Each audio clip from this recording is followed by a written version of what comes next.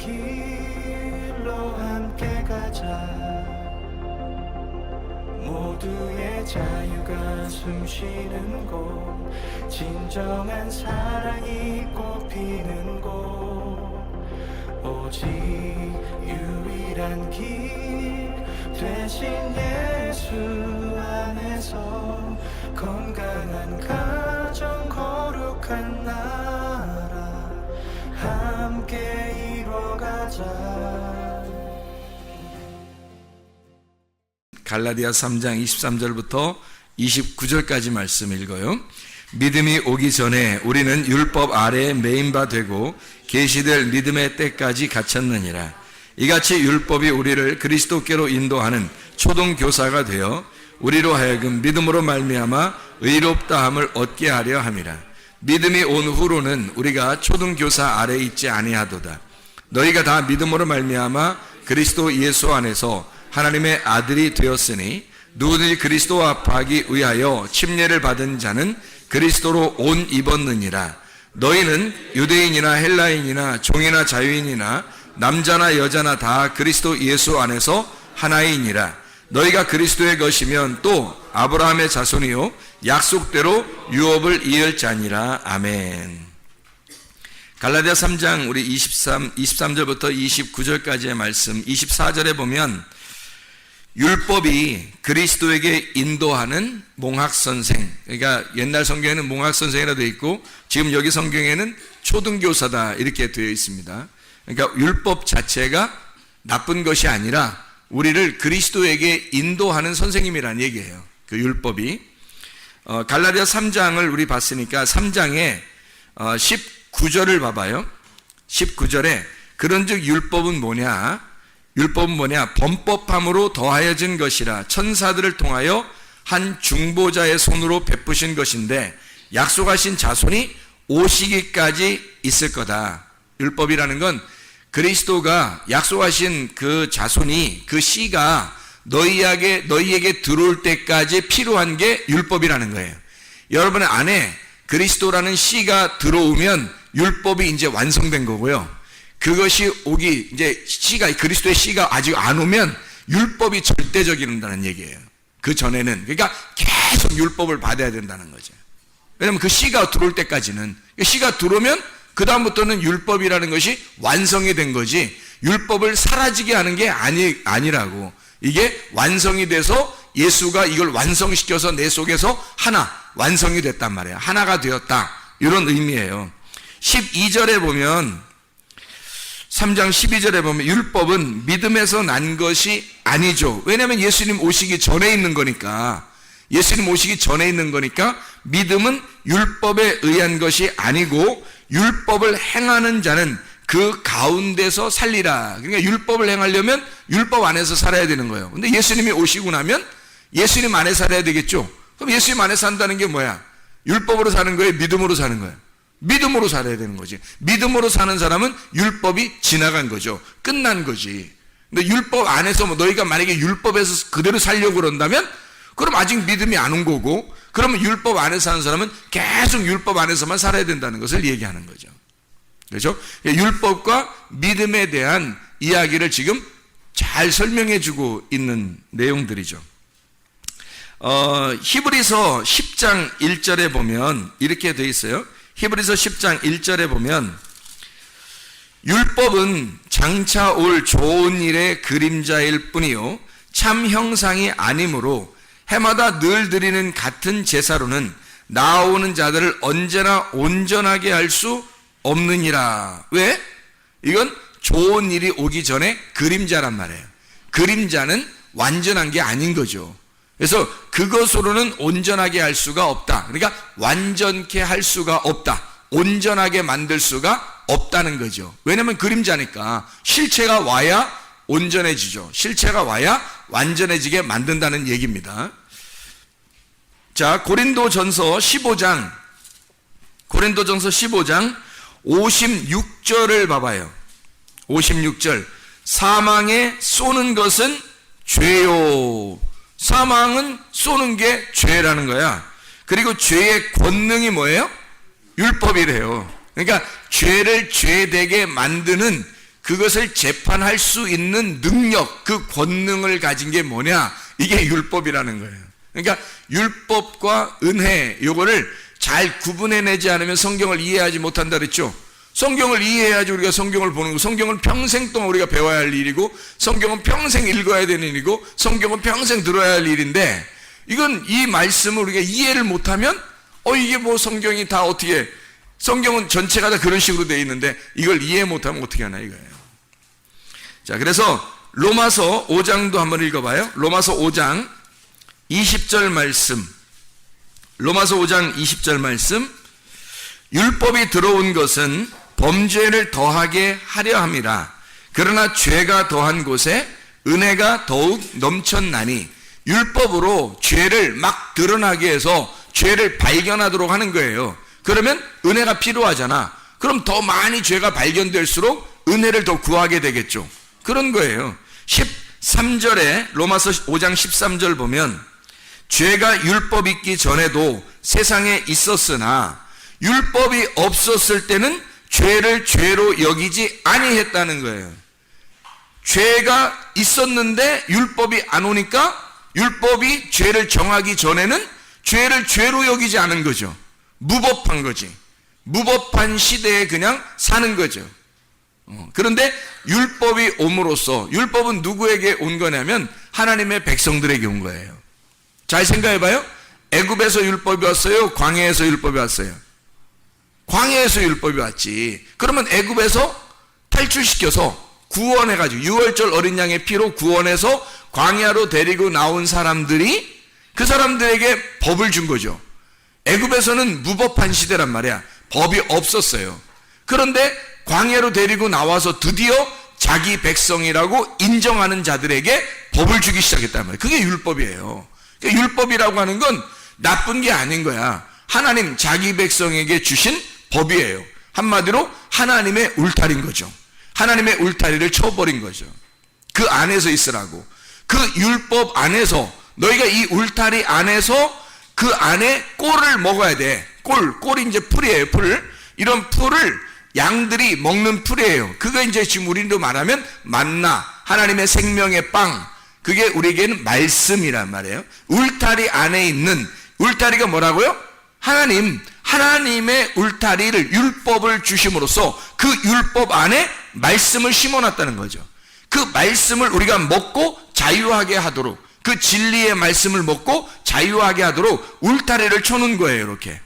그러니까 그 울타리를 언제 쳤냐면 율법이라는 걸 줄 때 친 거니까 광야에서 친 거예요. 그러니까 애굽에서는 율법이라는 이 울타리가 있었어요? 없었어요? 없었어요. 그러니까 무법한 시대에 사람들이 자기가 자기 원하는 대로 살았단 말이에요. 그게 방임한 거, 방종한 거죠. 사람들이 진정한 자유가 아니라, 울타리 안에서의 풀을 먹는 자유가 아니라 방종한 거예요. 또 자녀들을 키울 때 부모가 방임하는 거예요. 그냥 내비둬버리는 거야. 이게 울타리를 쳐줘야 되는데 그게 무슨 자유인 줄 알았던 거예요. 자유가 아니에요. 그건 애굽에 있었던 방임이라고 해요. 방임의 수준이에요. 방종의 수준. 그거는 애굽의 삶이란 말이에요. 율법의 삶, 광야의 삶은 반드시 울타리를 쳐주는 겁니다. 울타리가 율법이에요. 부모가 율법이고 목사가 교회에 여러분이 오게 되면 목사가 율법인 거예요. 그래서 여러분을 울타리를 쳐서 꼼짝 못하게 만들어 놓은 겁니다. 왜냐하면 여러분이 방종해서도 안 되고 제가 방임해서도 안 되는 거니까. 부모가 자녀를 방임해서도 안 되고 자녀들이 부모 앞에서 방종해서도 안 되는 거니까 부모라는 울타리를 쳐주는 거예요. 그리고 목사라는 울타리를 쳐주는 거예요. 이게 율법적인 거란 말이에요. 이 율법 안에서 은혜를 발견하여 생명을 얻는 거라. 우리가 이게 창세기로 말하면 창세기 6장에 8절, 노아가 하나님 안에서 은혜를 발견했더라. 은혜가 있더라. 그러니까 노아만 은혜를 받았더라. 어떻게? 노아가 어디서 은혜를 받았더라? 6장 8절에 노아는 뭐에게? 여호와께 은혜를 입었더라. 여호와 안에서 주님 안에서 은혜를 발견했더라는 거예요. 그 말은 그가 이 여호와라는 게 뭐예요? 하나님의 백성들에게 하나님이 절대 권력을 가진 거란 말이에요. 그가 그 여호와라는 율법, 그 율법 안에서 은혜를 발견한 사람이 되었다 이거야. 노아가 유일하게 율법 안에서 여호와의 눈, 율법이라고 하는 건 여호와의 눈이에요. 하나님의 눈, 불꽃 같은 하나님의 눈. 자, 가정에서 부모가 자녀에게는 부모가 불꽃 같은 눈이라고요. 교회에서는 목사가 성도들에게 불꽃 같은 눈이라고요. 이게 율법이란 말입니다. 이런 율법 안에서 그 노아가 여호와의 눈에서, 여호와 안에서, 그가 여호와의 눈 안에, 하나님의 말씀 안에, 율법 안에서 은혜를 발견했더라. 은혜를 입었더라. 은혜를 발견했더라 그 말이에요. 은혜를 찾아낸 겁니다. 율법 안에서 은혜를 드디어 찾아냈더라 그 말이에요. 그러니까 여러분과 저는 율법이라고 하는 것이 나쁜 게 아니라 율법 안에서 은혜를 발견하도록 하나님이 믿음이 오기까지 율법을 먼저 주는 거예요 우리한테. 왜? 그걸 밟고 오라는 거죠. 그 율법을 알고 이 안에서 은혜를 발견하여 믿음 안으로 들어오라는 얘기거든요. 근데 사람들이 율법을 모르니까 믿음 안으로 들어오는 게 뭔지를 모르는 거예요. 율법을 모르니까. 그러니까 율법이라는 어마어마한 성경책을 우리에게 주셨단 말이에요. 근데 이 성경책, 어마어마한 성경책을 모르니까 율법을 발견을 못한 거예요. 그러니까 율법을 발견을 못하니까, 율법을 모르니까 은혜가 발견이 안 되는 거예요. 이 어마어마한 율법책을, 이 성경책을 모르는 거예요 사람들이. 그러니까 은혜가 발견이 안 돼 이 속에서. 성경을 모르니까. 그래서 우리는 성경을 알아. 왜 알아야 되냐면 성경을 알아서 그 안에서 은혜, 나에게 직접적으로 생명이 되시는 은혜를 만나야 된단 말이에요.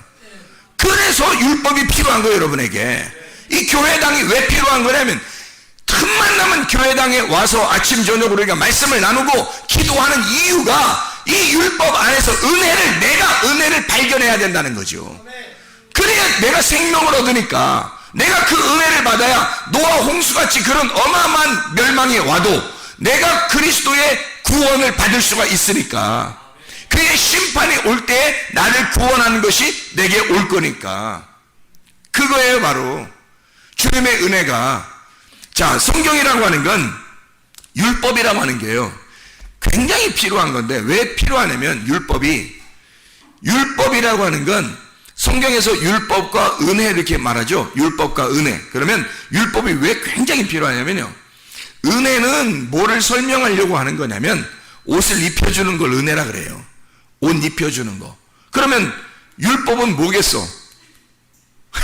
은혜는 옷을 입혀주는 게 은혜라고 하면, 그러면 율법은 뭐겠냐고? 옷을 벗기는 거야.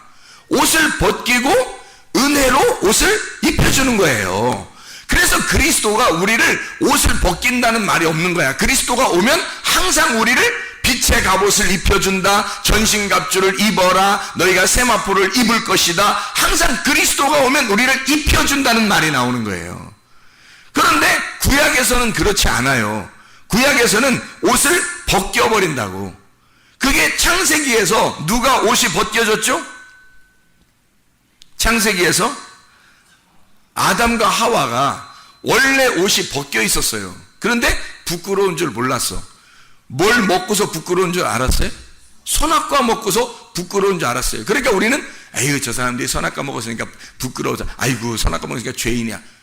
아니, 벗겨놨다는 얘기는 뭘 얘기하는 거예요? 벗겨놨다는 얘기는, 옷을 벗겨놨다는 얘기는 뭘 얘기하는 거냐면 부끄러움을 얘기하는 거예요. 원래 성경에서 옷을 벗었다는 얘기는 부끄러움을 얘기하는 거예요. 수치스러움을 얘기하는 거예요. 그러면 하나님은 우리에게 입혀주시는 분이지 벗기시는 분이 아니라는 거죠. 그들이 옷을 벗고 있었으나 하나님이 벗겨주셨더라 이런 얘기가 아니잖아요. 잘 성경 창세기를 읽어보라고 3장에. 그죠?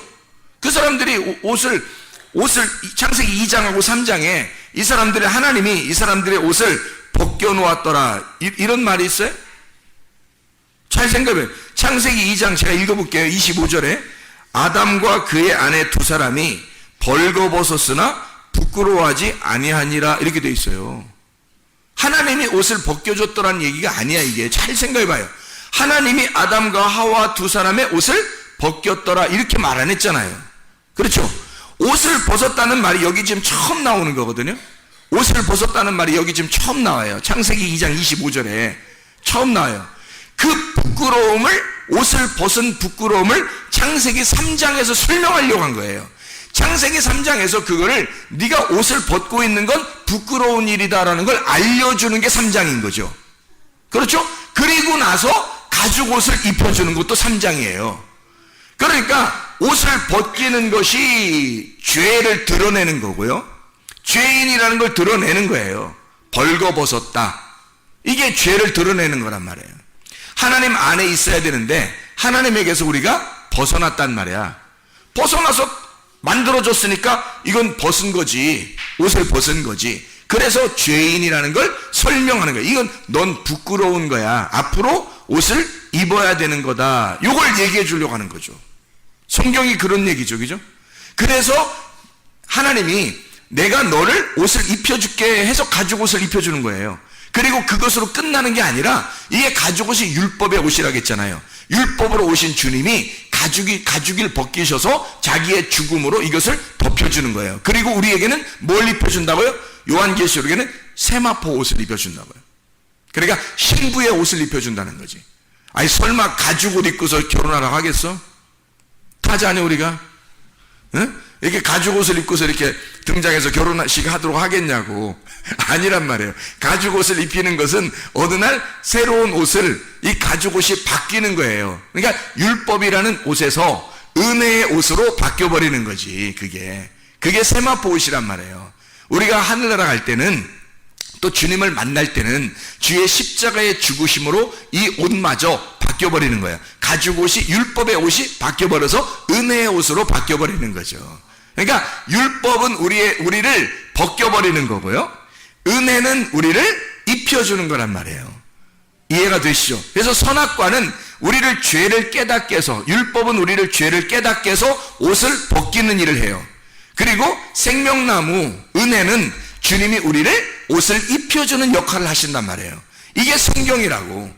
이거 제대로 잘 깨달으면 주님의 은혜가 너무 놀랍죠. 주님의 은혜가 너무 놀라요. 글쎄 제가 너무 놀랍다고 하니까 저게 진짜 놀라운 건가 그러면서 속으로 생각할지 모르면 전 진짜 놀라워요. 이게 성경이 너무 놀랍다고. 이게 놀라운 책이란 말이에요. 원더풀하다고. 아주 그냥 이 성경이 너무 원더풀해요. 아주 마블러스한, 아주 그냥 너무 놀라워서. 이게 자, 이 성경책에서 우리에게 그 권능, 죄를 이기는 권능을, 율법에서 죄를 지적하는 권능이 율법이에요. 죄를 지적하는 권능, 그게 율법이라면 죄를 지적하는 율법을 이기는 권능이 은혜란 말이에요. 그게 그리스도란 말이에요.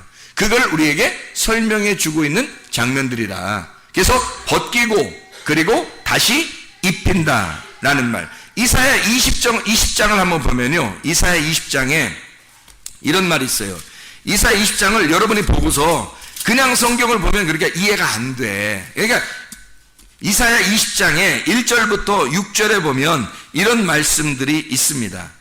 자, 2절에 그때 여호와께서 아모스의 아들 이사야에게 말씀하여 이르시되 갈지어다 내 허리에서 배를 끄르고 내 발에서 신을 벗을지니라 하시매 그가 그대로 하여 벗은 몸과 벗은 발로 다니니라. 여호와께서 이르시되 나의 종 이사야가 3년 동안 벗은 몸과 벗은 발로 다니며 애굽과 구스에 대한 징조와 예표가 되었느니라. 이와 같이 애굽의 포로와 구스에 사로잡힌 자가 아수르 왕에게 끌려갈 때 젊은 자나 늙은 자가 다 벗은 몸과 벗은 발로 볼기까지 드러내어 애굽의 수치를 보이리니 부끄러워할 것이라. 그런 말이 나오는 거거든요. 5절에. 자, 그러면 보세요. 이게 딱 3년 동안 벗고 다니래요. 선지자 진짜 못할 노릇이죠. 이게 3년 동안 벗고 다니라요. 그러면 이 벗고 다니는 게 지금 뭐를 설명한다고? 부끄러움과 수치를 알려주려고. 3년 동안이니까 3년이 지나면 뭐 하겠다는 얘기야? 옷 입혀주겠다는 얘기를 하고 싶은 거예요. 주님이 3일 길을 가고 난 다음에 주님이, 그러니까 그 사이에는 다 벗은 거지. 그죠? 3일 길을 다 가기 전에는 다 벗은 거라는 거야. 율법에 의해서 죄인이라는 걸 드러내는 게 광야라고 그랬죠. 애굽에서는 그걸 몰랐단 말이에요. 죄가 있는데도 죄인인 줄 몰랐다고. 광야에서 그 십계명 그리고 율법을 주기 전까지는 몰랐단 말이에요. 율법을 주고 이게 벗은 사람이구나, 내가 벗은 몸이었구나, 내가 어둠이었구나, 내가 선악과를 먹은 자였구나 라는 걸 설명해 주는 거예요. 3년 동안 네가 벗어 있다는 것을 설명하는 거죠. 그리고 3년 지나면 옷을 어떻게 했다는 거야? 입혀주겠다는 얘기예요. 입혀준다는 그 하나님의 마음을 모르고 그냥 요 말만 읽으면 이게 뭐야? 이게 뭔 말이지? 이렇게 된다는 얘기죠. 성경을 잘 이해해야 되겠죠. 그래서 자, 성경은 우리가 이렇게 보면 됩니다. 두 개가 있는데 이 두 개가 나누어져 있는데 이걸 하나로 만드는 거를 성경이라고 보면 돼요. 저녁과 아침인데 저녁을 나누어서 설명하고 이게 땅, 어둠, 나예요. 아침을 하나님, 하늘, 하나님이라고, 말씀이라고요. 그래서 이 어둠과 빛을, 저녁과 아침을 갖다가 연결해서 이걸 하루의 날이다, 이렇게 성경이 되어 있는 게 창세기 1장이죠. 창세기 1장을 설명하는 거예요. 성경은 창세기 1장을 설명하는 거다. 이해가 되겠죠? 자, 그거를 한번 설명을 한번 해볼게요. 마태복음 5장 39절, 마태복음 5장 39절을 보면 이렇게 말씀이 써 있어요. 나는 너희에게 이르노니 악한 자를 대적하지 마라. 누구든지 내 오른편 뺨을 치거든 왼편도 돌려대며, 그랬죠? 아니, 오른편 뺨을 치면 왼편도 돌려내래요.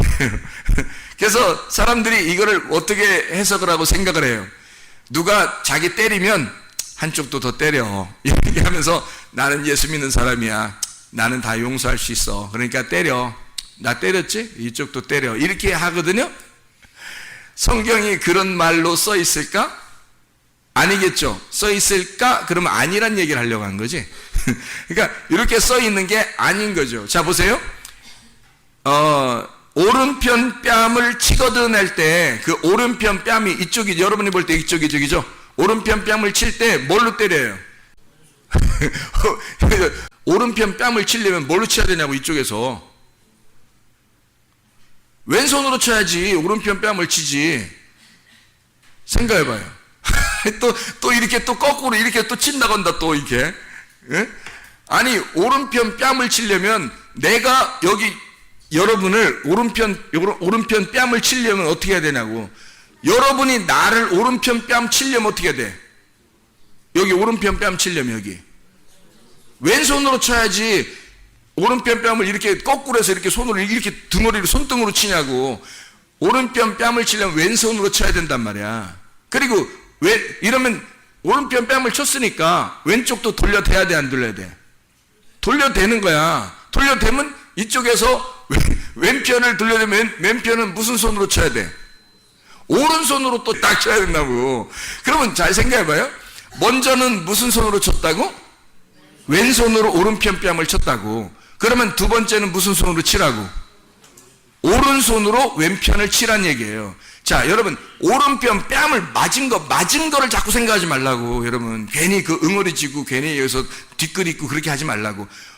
자기가 맞은 걸 자꾸 생각하지 말고 때린 사람을 생각해 보라고요. 때린 사람. 그럼 때린 사람은 뭘로 쳤다고? 먼저 왼손으로 쳤다고. 나를 왼손으로 친 자에게 왼손으로 친 자에게 오른손으로 치도록 대조란 얘기야.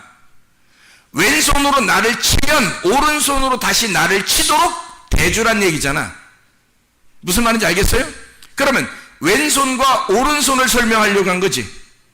왼손과 오른손. 그러니까 뺨을 얘기하려고 한 게 아니란 말이에요. 여기서 뺨을 얘기하려고 한 게 아니라 때리는 자에게 라는 얘기잖아. 성경을 그러니까 잘 봐. 그러니까 뺨을 맞은 거 자꾸 생각하지 말라니까. 우리 맞은 거를 자꾸 자기 쪽에 자꾸 생각하지 말고 때린 사람을 생각해 보라고. 때린 사람, 누가 때렸나, 어떤 손이 때렸나, 잘 봐요. 자, 39절에 내 오른편 뺨을 치거든. 누군가가 쳤단 얘기야, 그죠? 무슨 손으로?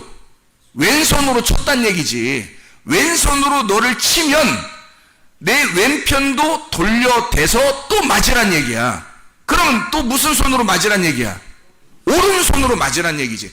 왼손으로 맞았으니까 오른손으로 맞으란 얘기지. 왼손과 오른손을 설명하려고 한 거예요. 왼손은 율법을 설명하려고 했던 거고, 율법으로 너를 치면 은혜로 오른손으로 너를 다시 맞도록 해란 얘기야. 율법으로 너를 쳤으니, 율법으로 맞았으니 네가 율법으로 끝나지 말고 다시 이걸 한쪽 편을 또 대서 오른손으로 맞아야 된다는 말이야. 너가 하나님의 왼손으로 맞았으면 네가 하나님의 오른손으로 또 맞아야 된다는 거야. 그래야 구원이 온다는 거지.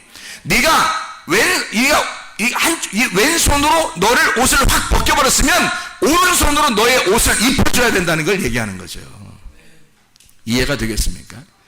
그래서 성경에는 속옷과 겉옷이 있는 거예요. 40절 봐봐요. 마태복음 5장 40절 뭐라고 돼 있어요? 또 너를 고발하여 속옷을 가지고자 하는 자가 있단 말이야. 속옷을 가지고자 하는 자가 있대요. 그러면 겉옷까지도 가지게 해라 그래요. 무슨 말이에요? 속옷이 뭐고 겉옷이 뭐야? 잘 생각해봐. 겉옷은 율법이고 속옷은 뭘 또 속옷이 은혜야 또. 잘 생각해봐요. 속옷이 먼저 왔어요? 겉옷이 먼저 왔어요? 속옷이 먼저 왔으니까 속옷 달라고 그러지. 무슨 변태요? 잘 생각해봐요. 속옷이 먼저 왔으니까 속옷을 먼저 달라고 한 거야. 그러면 겉옷까지도 달라고 하게 하라는 거지. 자, 아담과 하와가 선악과 범죄하고 그들이 뭐 만들어 입었어요? 속옷을 입었다니까? 속옷을 만들어 입었다고 그들이. 그러니까 하나님이 뭘 입혀줘요? 겉옷을 입혀줬다니까? 그죠? 그러니까 자, 누군가가 너의 속옷을 달라고 그래. 그러니까 속옷 뺏긴 거 자꾸 생각하지 말라고 여러분. 그거 가지고 지금 뒤끝 생각하지 말고 또 내 옷까지 달라고 그러는 거야. 그러면 사람들이 또 옷 달라고 그러면 또 이것도 주고 저것도 줘야 된다고 생각해서 또 뭐 신발도 벗어주고 옷도 벗어주고 뭐 이러면 진짜 막 하나님의 선한 사람이라고 생각.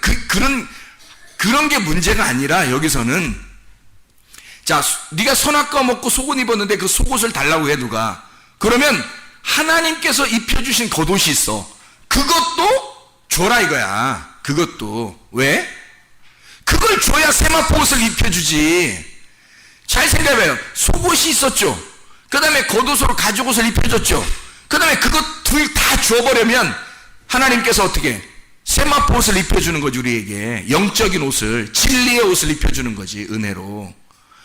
그래서 내가 만들어 입는 옷이 있고 하나님이 주신 율법의 옷이 있고, 그리고 하나님이 그 율법의 옷까지 다 하나님께 드려버리면 그러면 그것을 십자가로 완성하시고 우리에게 세마포 옷을 입혀주는 거죠.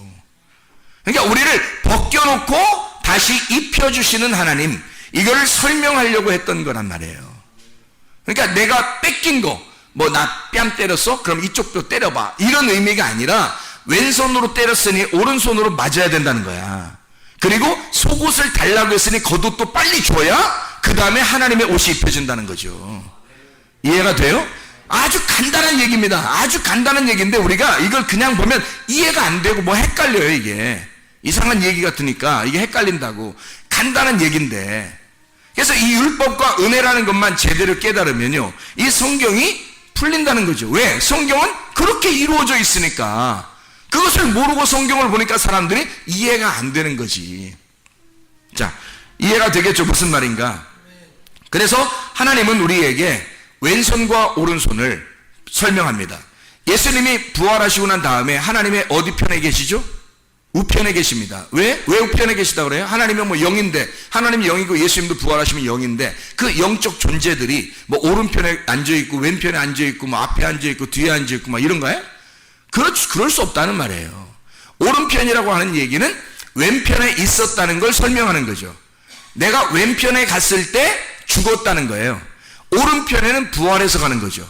그래서 부활해서 오른편으로 갔다는 얘기고 죽으러 갈 때는 왼편으로 갔다는 얘기예요. 그러면 죽으러 갈 때는 어디로 내려왔다는 얘기? 땅으로 내려왔다는 얘기. 그러니까 땅이 왼편이고 하늘이 오른편이었던 거지. 그래서 하늘에 올라가셨다. 그 권능의 자리에 올라가셨다. 율법이 왼편이고 땅이고 땅에서 있는 거고 땅으로 내려온 거고요. 그리고 은혜가 하늘에 있는 거란 말이에요. 그래서 왼편과 오른편을 이렇게 나누은 거, 이게 율법과 은혜란 말이에요. 성경 자체를 이렇게 설명하고 있다는 얘기입니다. 자, 우리는 율법이라고 하는 것을 마치 율법으로는 구원을 받을 수 없어, 그러니 율법은 나쁜 거야 라고 인식하는 사람들이 굉장히 많더라. 그거 아니다. 왜 그게 아니냐면 요한복음 19장 29절 30절 말씀을 한번 우리 같이 보면요, 거기에 다 이루었다는 말씀이 우리에게 있죠. 거기에 요한복음 19장 29절 30절, 거기 신포도주가 가득히 담긴 그릇이 있는지라 사람들이 신포도주를 적신 해면을 우슬주에 메어 예수의 입에 대니 예수께서 신포도주를 받으신 후에 이르시되 다 이루었다 하시고 머리를 숙이니 영혼이 떠나가시니라. 원래 신포도주는 누가 먹어야 될 음식이에요. 신포도주는 내가 먹어야 할, 내가 마셔야 할 포도주란 말이에요. 그거를 예수님이 십자가에서 마셨다고. 십자가에서 그걸 입에 대고, 그리고 거기서 죽으시면서 모든 것을 다 이루었다. 너희들이 마셔야 할 잔을 내가 마셨다 그 말이야. 너희들이 마셔야 할 죽음의 그 잔, 신포도주를 내가 마셨다. 쓴 물을 내가 마셨다. 한마디로 쓴 물은 내가 마시고, 그리고 이제 단물을 너희에게 주겠다는 얘기지. 하늘의 천국의 포도주를 너희에게 주겠다. 신포도주, 쓴 물은 내가 십자가에서 매달려 그걸 마시고, 하늘에 올라가서 달콤한 포도주, 하늘나라 천국 잔치하는 그 포도주는 너희들을 마시게 하겠다는 얘기야. 이게 십자가라고요. 십자가로 율법을 완성하셨다는 거죠. 율법을 폐기하신 게 아닙니다. 율법을 폐기하신 게 아니라 율법을 끝내고 완성했다는 얘기예요. 드디어 이 율법 안에서 오신 그 주님이 율법을 끝냈다는 얘기야. 이거를 완성했다는 얘기예요. 이제는 예수님의 시대가 열렸다. 그러면 예수님의 시대를 뭐가 증명해요? 율법이 증명하는 거예요. 그래서 율법이 꼭 필요한 겁니다. 왜냐하면 그 율법이 이 은혜의 시대를 율법이 설명해야 하니까. 은혜의 시대라고 하는 건, 부활이라고 하는 건 그 죽음이 부활을 설명할 수밖에 없는, 부활을 죽음이 설명하지 않으면 이해가 안 되는 게 부활이란 말이에요. 그냥 살아있는 게 아니란 말이에요. 그냥 살아있는 게 아니라 부활이라고 한 거예요. 부활이라는 건 다시 살았다는 얘기거든요. 그 말은 죽음이 있어야 다시 살아난 것이 설명이 되는 거지. 그래서 십자가 예수가 자기가 홀로 그 십자가 예수가 거기서 완성을 하고, 은혜는 누가 받게 했다고? 여러분과 제가 받게 했다고. 은혜는 예수님이 받는 게 아니에요. 은혜는 예수님이라고. 은혜는 예수님이니까 여러분에게 제가 받는 거지. 예수 그리스도가 십자가에 매달려 죽으신 것은 율법을 끝내는, 율법을 완성하는 죽음이고, 그리고 은혜는 은혜가 되신 예수님을 내가 받는 거란 말이에요. 은혜는 내가 받아야 되는 거란 말이에요. 그러면 내가 은혜를 받았느냐 이거지. 율법의 예수를 확실하게 인정하고 믿지 않으면 은혜를 받을 수가 없어요. 그래서 죄라고 하는 게 뭐냐면, 죄가 요한복음 16장 9절에 뭐라고 나오냐면 이렇게 나와요. 16장 9절. 죄에 대하여라 함은 그들이 나를 믿지 아니하며 라고 되어 있어요. 왜 이렇게 썼을까? 예수님이 자기를 믿지 않는 게 죄래요. 왜 그 말을 여기다가 이렇게 썼을까? 다른 죄가 있었는데, 그 죄들이 여러 가지가 있었는데 왜 그 말을 하지 아니하고 공교롭게도 요 얘기 하나만 했을까? 죄에 대해서. 이상하잖아요. 예수를 안 믿는 게 죄다. 이 앞에 죄가 분명히 있었어요. 예수님이 죽으시는 이유, 그 죄의 값으로 사망을 받았거든요. 그러면 그 죄가 분명히 있는데도 그런 죄를 왜 얘기하지 않았을까? 분명히 무슨 죄가 있었어요? 선악과 죄가 있었어요. 그 선악과 죄 때문에 예수님이 죽으신 거거든요. 그러면 그 선악과 죄가 있다고 얘기를 하면 될 거 아니야. 죄는 이것이다라고 얘기를 하면 될 거 아니에요. 근데 예수님이 그 말 안 해요. 왜 안 해죠? 그 죄를 혼자 해결해 버릴 거니까. 혼자 그것을 십자가에서 해결할 거니까. 이제는 너희는 뭐만 남았냐면 은혜만 남은 거야. 너희들은 이 사실을 믿기만 하면 되는 거야. 근데 그걸 안 믿어. 그러니까 은혜가 안 오는 거야. 네가 그걸 안 믿으니까, 이 사실을, 내가 이 사실을 끝낸 것을 네가 안 믿어. 안 믿으니까 너는 은혜가 안 온 거죠. 우리는 은혜만 받으면 되는 건데, 죄가 뭐냐면 그 사실을 안 믿는 거야. 그 예수를 안 믿는 거예요. 율법으로 돌아가신 예수를, 나 때문에 죽으신 그 예수를 안 받아들이는 거예요. 안 믿어. 그러니까 내가 거기서 죽을 이유가 없는 거지. 내가 항상 살아있는 거지. 예수님 믿습니다 이러면 끝나는 줄 아는 거예요. 그게 아닌 거죠. 거기서 예수님이 죽으신 것은 진짜 내가 사라진 거라니까요. 진짜 내가 없어진 거예요. 근데 내가 없어지지 아니하고 여전히 내가 살아있다, 이게 안 믿는 거라고. 예수를 믿었다면 네가 사라졌어야지. 예수의 그 십자가는 네가 사라졌다는 걸 증명하는 것인데, 네가 사라졌다고 여기지 않는다고, 네가 여전히 예수를 안 믿는다고, 예수의 그 죽음을 안 받아들인다고, 그 죽음이 네가 사라졌다는 거라니까. 네가 완전히 사라지고 없어졌다는 것이 이 율법 안에서의 죽음인데, 그걸 안 믿어버린다고, 그걸 안 받아들이니까 네가 여전히 살아있어. 은혜가 안 오는 거예요. 왜? 나를 안 믿으니까. 그 예수, 그 십자가의 죽음을 안 믿으니까. 그러니까 너는 죄가 그대로 있는 거야. 너한테는 그 죄가 아직도, 너는 율법의 세계에 사는 거야. 은혜로 살아야 되는데, 예수는 2000년 전에 죽었는데, 세상에 예수는 2000년에 죽었는데 아직도 우리는 율법 안에 사는 거예요. 왜? 내 속에서 예수가 죽질 않은 거야. 그 예수, 나를 위해서 나라는 예수로 죽으신 예수를 안 믿은 거예요. 그러니까 아직도 내가 살아있는 거지. 내가 살아있는 그것이 죄라는 거예요. 그 네가 나를 안 믿은 거니까 그게 죄라, 이렇게 쓴 거죠. 선악과 먹은 게 죄야라고 쓸 수도 있잖아요. 근데 아니에요. 네가 나를 안 믿는 게 죄다. 그게 죄라는 거야. 왜? 너는 은혜를 받아야 할 존재야. 예수님이 그것 때문에 오셔서 죽으셨으니까 혼자 끝내신 거예요. 우리하고 상의도 안 하고, 우리하고 상의하지도 않고 혼자 하나님의 사랑으로 그분이 이 율법 안에서의 죽음을 끝내신 거라고요. 더 이상 우리가 죽지 않도록 그 길을 마련하신 거야. 그 진리를 깨닫고 생명을 얻으라는 거거든요. 그래서 예수님이 길이요 진리요 생명이 되신 거예요. 그런데 그걸 안 받아들이는 거야. 너희가 나를 안 믿는다. 그것이 죄다. 십자가의 해결이 아직 너한테는 안 이루어졌어. 그러니까 너는 아직도 율법 안에 사는 자야. 몽학선생 안에 사는 자다. 초등교사 안에 사는 자다. 율법 안에 사는 자야. 믿음이 오게 되면, 진짜 믿음이 오게 되면, 예수를 네가 정말 믿으면 율법은 완성된 거야. 율법은 지나갔어. 율법은 끝난 거다. 이게 갈라디아서 3장의 말씀입니다.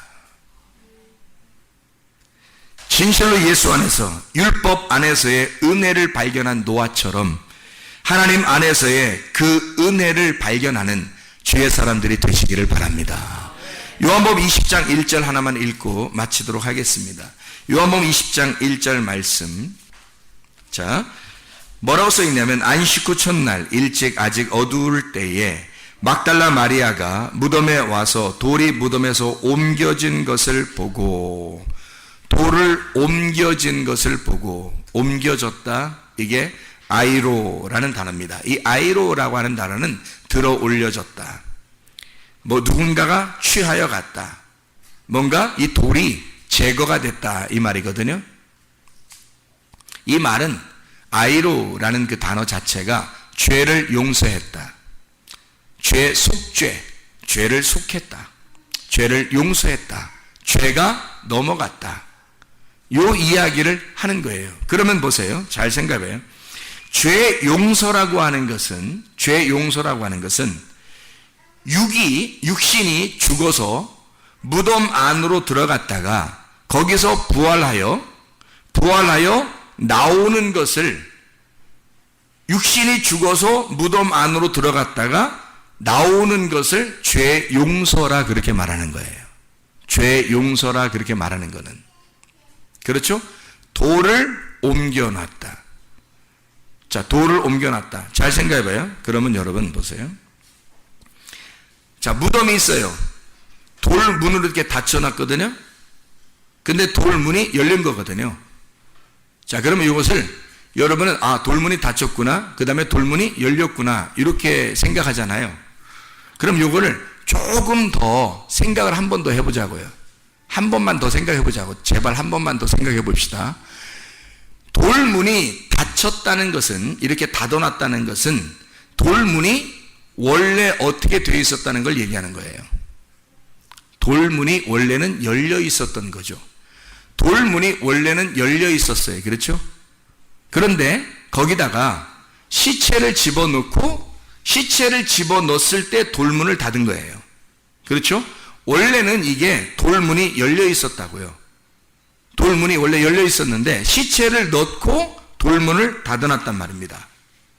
그리고 다시 이 돌문이 열려질 때 그때 시체는 없어진 거예요. 부활한 겁니다. 그렇죠? 그러면 원래도 돌문이 열려 있었는데 그 다음에 시체가 들어갈 때만 돌문이 닫힌 거예요. 그렇죠? 그리고 이 돌문이 열릴 때 다시 시체가 없어진 거예요. 돌문이 원래 열려 있었다는 그 상태가 뭐냐는 거예요. 원래 열려 있었던 상태가 하나님의 원래 창조죠. 원래 우리를 창조하신 모습이란 말이에요. 하나님이 우리를 원래 창조하신 선악과를 먹기 전에 우리의 모습이죠. 하나님이 우리를 창조하셨을 때의 창조 상태란 말입니다. 그런데 사람들이 선악과를 먹었죠. 그리고 죄를 지었어요. 그랬더니 시체가 되어버렸어요. 죽었단 말이에요. 하나님과 관계가 끊어졌어요. 그걸 시체라 그래요. 그래서 그 시체를 어디다 집어넣어? 예수 그리스도가 십자가 못 박혀 돌아가시며 그 시체를 대신에 예수님이 죽으시고 시체로 죽으시고 그리고 그 시체가 무덤 안으로 들어가 버린다. 무덤 안으로 들어가니까 문을 딱 닫아버려요. 뭐가 닫아버린 거예요? 뭐가 예수님을 죽였죠? 뭐가 예수님을 죽이고 예수님을 갖다 가둬놨죠? 율법이 예수를 죽이고 원래 창조의 상태는 율법이 없었다고요. 죄를 죄로 여기지 않았다고. 그래서 돌문이 열려 있었던 상태란 말이에요. 그런데 죄를 발견하게 됐어, 사람들이. 그래서 돌로 사람들을 때려서 죽인다고 그랬죠, 구약에서는. 그게 심판하는 돌, 율법이란 말이에요. 율법이라는 이 돌문으로 사람을 죽여서 그 안으로, 율법으로 사람을 죽여서 문 안으로 들여보내고, 무덤 안으로 들여보내고, 율법의 문을 닫아놨다고요. 그때 부활하시는 그 주님이, 죄로 사망했던 이 주님이, 율법 안에 갇혀있던 이 주님이 여기서 어떻게 해요? 문이 어떻게 됐어? 문이 다시 열려버렸단 말이에요. 다시 문을 열어놨다고. 열어놓고 시체가 사라져버린 거예요. 어떻게 된 거예요, 그러면? 아니, 그러니까 보세요. 처음에는 시체가 들어가기 전에 무덤에 뭐가 있었어요? 없었지. 그러니까 무슨 무덤이라 그래, 그걸? 빈 무덤이라 그래. 빈 무덤이었었는데 그게 원래 상태란 말이에요. 그런데 죄를 지은 인간을 대신에 주님이 죽으시고 시체가 되어 죄의 사망을 거치고 문 안으로 들어가서 율법의 문으로 딱 가둬놓으니까 이때는 죽은 시체가 그 안에 있단 말이에요. 사망이 그 안에 있단 말이. 근데 이 사망의 권세를 이기신 분이 이것을 갖다 이 돌의 문을 열어버리니까, 이 돌의 문을 열어버리니까 이 속이 다시 무슨 무덤이 됐어요? 빈 무덤이 됐다. 원래 창조의 상태로 돌아간다는 얘기죠. 하나님이 우리를 원래 하나님이 우리를 사랑하시던 그 원래 창조의 상태가 있다고요. 창조의 모습이 주님이 보시기에 좋았던 하나님의 그 창조가 있었다고 우리가. 그런데 사람들이 선악과 죄로 인간이 타락하고 그리고 자기 죄인 됐는데 예수 그리스도가 그것에 의하여 죽으시고 그 율법에 의하여 죽으시고 시체가 되어 무덤 안에 들어갔을 때는 우리도 함께 그 안에 있는 거라고요. 근데 그 무덤 문이 열릴 때 다시 창조의 역사로 돌아가게 되는 하나님의 역사가 성경의 이 말씀을 통해서 이루어지는 거죠. 그거를 원래 상태로 돌아갔다. 그래서 요한복음 16장 10절에 이렇게 말해요. 의에 대하여라 함은 내가 아버지께로 가니 너희가 다시 나를 보지 못하며. 무슨 말이에요? 원래 상태로 돌아갔다는 얘기죠. 원래 상태로 돌아가면 그것을 의롭다고 말한다. 의롭다는 말은 뭐의 반대말이에요? 죄의 반대말이죠. 그러니까 죄라고 하는 것은 뭐라고? 너희가 나를 믿지 아니하며. 그 말은 무슨 말인지 알겠죠? 율법 안에서 그 죽으신, 내가 죽어야 하는 그 자리에 죽으신 예수를 받아들이지 않고 내가 여전히 살아있으니, 내가 여전히 살아있는 건 하나님하고 관계가 끊어져 있다는 얘기죠. 내가 여전히 살아있는 건 하나님과 관계가 끊어져 있는 거고 아직도 죽어있는 상태라는 얘기죠. 그러면 원래 상태가 아니라면, 원래 창조의 상태가 아니죠. 그죠? 하나님과 관계가 끊어져 있으니까 원래 창조의 상태가 아닌 요 상태를, 관역에서 벗어난 요 상태를 죄라 그렇게 말하는 거라고. 이때 예수님을 믿어서 예수님이 이런 모든 죄의 사건을 끝내시고 다시 아버지께로 돌아가 빈 무덤을 만들어 놨고 이게 원래 창조의 상태로 다시 돌아가면 그걸 의롭다라고 말하는 것입니다. 우리를 죄에서 죽으시고 의롭게 만드시는 분이 우리 예수님이셔요. 이게 성경의 핵심이라고요. 복음이라고요. 그래서 예수의 복음은 십자가와 부활입니다.